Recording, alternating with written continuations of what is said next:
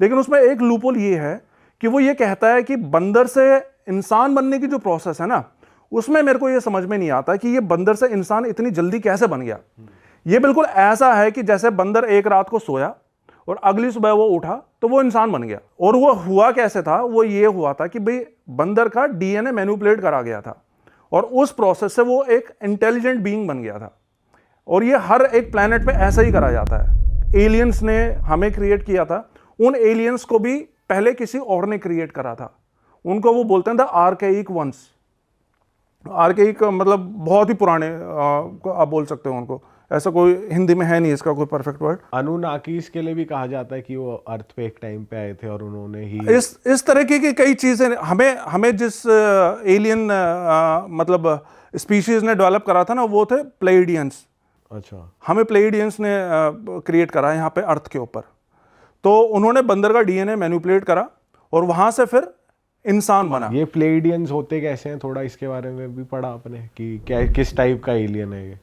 इसकी white skin होती है, जो भी फोटोग्राफ्स वगैरह मतलब हैं इंटरनेट के ऊपर अवेलेबल, लंबे होते हैं और वाइट स्किन होती है, ब्लॉन्ड हेयर होते हैं। लेकिन हर एक जो है एलियन स्पीशीज ऐसी नहीं दिखती है, सब एलियन स्पीशीज अलग अलग दिखती हैं। कुछ रेप्टिलियंस जैसे दिखते हैं, उनकी बॉडी ऐसे होते हैं जैसे सांप की स्किन होती है, उनकी स्किन ऐसी होती है। कुछ थोड़े से हल्के से सांवले से भी होते हैं। तो इस तरीके से सबकी बॉडी अलग अलग होती है। और ये फ्रेंडली एलियंस की मैं बात कर रहा हूँ। फ्रेंडली एलियंस के भी अलग अलग स्पीशीज हैं, लेकिन हमें जिस स्पीशीज ने प्रोड्यूस करा है यहाँ पे अर्थ के ऊपर, वो थी प्लाइडियंस। सर ये जो हिप्नोथेरेपिस्ट थे, इन्होंने मल्टीपल पेशेंट्स के एक्सपीरियंसेस बताए और सबके मोरलेस सेम निकले। हजारों पेशेंट्स के, ओके, हजारों पेशेंट्स। और हर बार कंसिस्टेंट जवाब आता था। ऐसा नहीं था कि उसमें किसी तरह की कोई कॉन्ट्राडिक्शन होती थी। हर बार मतलब आपके दिमाग में जो भी सवाल आ रहे हैं ना, ये सवाल मेरे दिमाग में आ चुके हैं ऑलरेडी। और तब मैंने इन सब चीज़ों के बारे में देखा कि यार हाँ, डॉट्स कनेक्ट हो रहे हैं, सच है इन सब पर जैसे मूवीज में जो एलियंस की वो दिखाते हैं आकृति की, ये कैसे, तो उनका सर हमेशा बड़ा होता है, बॉडी छोटी होती है, ये ज़्यादा बताया गया है मूवीज के थ्रू। तो ये बिल्कुल फेक, ऐसा कुछ है नहीं? ऐसा होता है ना। देखो, अर्थ का जो एनवायरनमेंट है ना, एलियंस ये बताते हैं कि अर्थ का जो एटमॉस्फेयर है वो बहुत ही डेंस एटमॉस्फेयर है। हमें अच्छा नहीं लगता अर्थ के ऊपर आना, क्योंकि यहाँ का एटमॉस्फेयर बहुत डेंस है। हम जहाँ पे रहते हैं वहाँ तो बहुत ही लाइट एटमॉस्फेयर है। तो वो नॉर्मली जिनको यहाँ पे भेजते हैं ना, वो खुद नहीं आते हैं यहाँ पे, वो अपने छोटे छोटे रोबोट्स को भेजते हैं यहाँ पे रिसर्च करने के लिए, चेक करने के लिए। तो वो रोबोट्स जो होते हैं वो हमेशा एक ही टाइप के दिखते हैं, बड़ा सर और ये छोटा कद और इस टाइप के चीज। वो खुद नहीं आते हैं, वो रोबोट्स को होते हैं। इसलिए सब रोबोट्स ऑलमोस्ट एक ही साइज खुद ही दिखते हैं। उनको खुद आके मतलब खुद भी आते हैं, वो मस्ती मजाक में घूमने के लिए आते हैं यहाँ पे अपने यूएफओस में। लेकिन रिसर्च पर्पस के लिए या जो भी फोटोग्राफ्स वगैरह वायरल होते हैं इंटरनेट के ऊपर, वो खुद नहीं होते एलियंस, वो उनके रोबोट्स होते हैं। अच्छा, हाँ। कहाँ पे थे हम कि लाइफ फॉर्म यहाँ पे पैदा हो गई। अब जब लाइफ फॉर्म पैदा हो जाती है ना, तो एक और चीज़ बताते हैं कि जैसे वहाँ पे लाइफ प्रोड्यूस हुई, तो उसके बाद अपना घूमने निकल जाते हैं वो पूरी गैलेक्सी में, ब्रह्मांड में घूमने निकल जाते हैं अलग अलग प्लैनेट्स पे, देखने के लिए भाई कहाँ पे वो स्टेज आ गई है कि यहाँ पे लाइफ प्रोड्यूस हो सकती है। तो वहाँ पे भी फिर एक्सपेरिमेंट, मतलब कहने का मतलब ये सब कुछ एक्सपेरिमेंट होता है कि भाई क्या प्रोड्यूस हो रहा है, क्या प्रोड्यूस नहीं हो रहा है, कि कहाँ पे किस तरीके का, ये सब कुछ पार्ट ऑफ एक्सपेरिमेंट होता है। कुछ भी फॉर श्योर नहीं होता है, सब कुछ एक्सपेरिमेंट है ये। तो इस बीच में वो धरती के ऊपर भी आते रहते हैं चेक करने के लिए कि भाई यहाँ पे कहीं कुछ गड़बड़ तो नहीं हो रही है। तो धरती के ऊपर वो बताते हैं कि एक बार एक गड़बड़ ये हो गई थी कि जब यहाँ पे लाइफ प्रोड्यूस होने लग गई थी ना, तो किसी दूसरे ग्रह से वो ये बताते हैं कि हमने जो प्रोड्यूस करी थी ना लाइफ, वो एक परफेक्ट लाइफ थी। परफेक्ट लाइफ मतलब कि उसमें कोई भी बीमारी नहीं होनी थी। और ये दुनिया भर की जो तरह तरह की बीमारियां होती हैं, ये सब you were not suppose to get them, आपको वो सब चीज़ें नहीं होनी थी।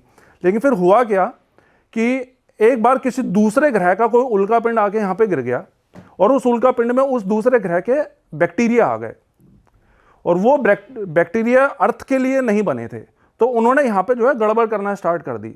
तो जब ये बात उनको पता चली, जब वो यहाँ पर आए राउंड लेते हुए कि भाई देखें क्या चल रहा है, तो उनको पता चली कि भाई यहाँ पे तो ऐसे ऐसे बैक्टीरिया आ गया है और ये तो आने वाले टाइम में बीमारियाँ देगा। तो फिर उनकी अपनी फोरम्स होती हैं, उनकी अपनी डिस्कशन हुई आपस में कि भी अब क्या किया जाए, इसको दोबारा से ख़त्म करके फिर ज़ीरो से स्टार्ट करना चाहिए या इसको ऐसे ही चलते रहना चाहिए। तो अब उस स्टेज तक पहुंचने में हज़ारों लाखों करोड़ों साल लग गए थे। तो अब फिर जीरो से स्टार्ट करना, तो उन्होंने कहा कि नहीं, ये ऐसा नहीं करते हैं, एक काम करते हैं, इसको ऐसे ही चलते रहने देते हैं और देखते हैं कि आगे क्या होता है। तो ये जितनी भी हम बीमारियां देखते हैं, ये सब कुछ हमें नहीं होनी थी अगर वो बैक्टीरिया दूसरे ग्रह से यहाँ पे नहीं आए होते, तो उनके हिसाब से। तो इस वजह से ये सारी बीमारियां यहाँ पे होती हैं। इसके अलावा वो ये कहते हैं कि हम ना इंसान की हेल्प के लिए बीच बीच में गिफ्ट देते रहते हैं। लेकिन एक चीज़ और मैं बता दूं इसमें आपको कि इनके भी लॉज होते हैं, इनके भी रूल्स होते हैं अपना, कि कहीं भी लाइफ प्रोड्यूस कर रहे हैं तो वहाँ पे क्या चल रहा है, कि वो कितना इंटरफेयर करते हैं।